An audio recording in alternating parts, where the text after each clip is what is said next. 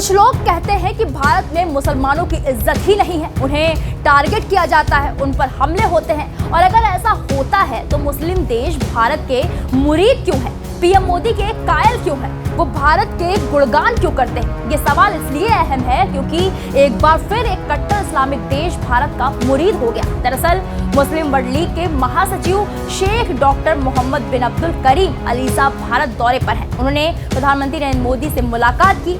ईरानी राष्ट्रपति द्रौपदी मुर्मू और अन्य धार्मिक नेताओं से मुलाकात पर खुशी जताते हुए भारत के लोकतंत्र और बहुलतावाद की जमकर तारीफ की। लेकिन बॉलीवुड अभिनेता जावेद अख्तर को अलग तरह का दुख है। उनका दुख आपको बताएं उससे पहले आपको अलीसा का एक बयान दिखा देते हैं। अलीसा ने कहा, मैं भारतीय लोकतंत्र को तहे दिल से सलाम करता हूँ, मैं भारत के संविधान को सलाम करता हूँ, मैं दुनिया को सद्भावना सिखाने वाले भारतीय दर्शन और परंपरा को भी नमन करता हूँ। भारत में जो मैंने शांतिपूर्ण सह अस्तित्व देखा वो भी अपने आप में यूनिक है। Harmony of dialogue among religions को संबोधित करते हुए उन्होंने कहा, जब भी संवाद की कमी होती है तो दो लोगों के बीच में गलतफहमी और समस्या खड़ी होती है, इसलिए संवाद का पुल बनाना आवश्यक है। सांस्कृतिक टकराव यानी कि क्लैश ऑफ सिविलाइजेशन को रोकने के लिए हमें अगली पीढ़ी का बचपन से ही मार्गदर्शन करना होगा और उन्हें इससे बचाना होगा। वहीं आतंकवाद पर बोलते हुए उन्होंने कहा, गलतफहमी, घृणा और गलत अवधारणाओं ने कट्टरपंथ फैलाकर आतंकवाद बढ़ाने में सहयोग दिया है।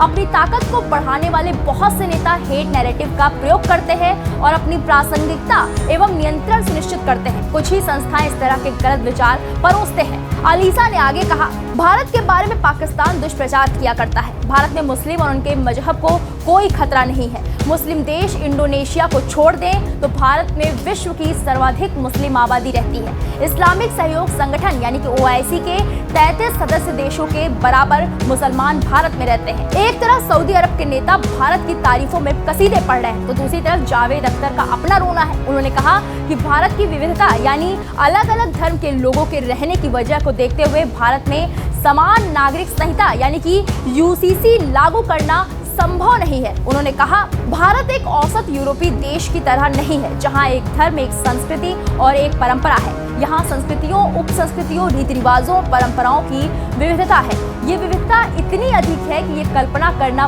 बहुत मुश्किल हो जाता है कि इसे कैसे हासिल किया जा सकता है। भारत में अलग अलग रीति रिवाजों का हवाला देते हुए अख्तर ने आगे कहा, दक्षिण भारतीय राज्यों में एक लड़की अपने मामा से शादी कर सकती है, उत्तर भारत में ये अकल्पनीय है, इसे अनाचार माना जाएगा। समान नागरिक संहिता के तहत इन चीजों को कैसे संतुलित किया जा सकता है। अब जावेद अख्तर के इस बयान को लेकर आपकी क्या राय है, हमें कमेंट बॉक्स में जाकर जरूर बताएं। इस खबर में इतना ही, बाकी बड़ी खबरों के लिए आप देखते हैं वीके न्यूज़। नमस्कार।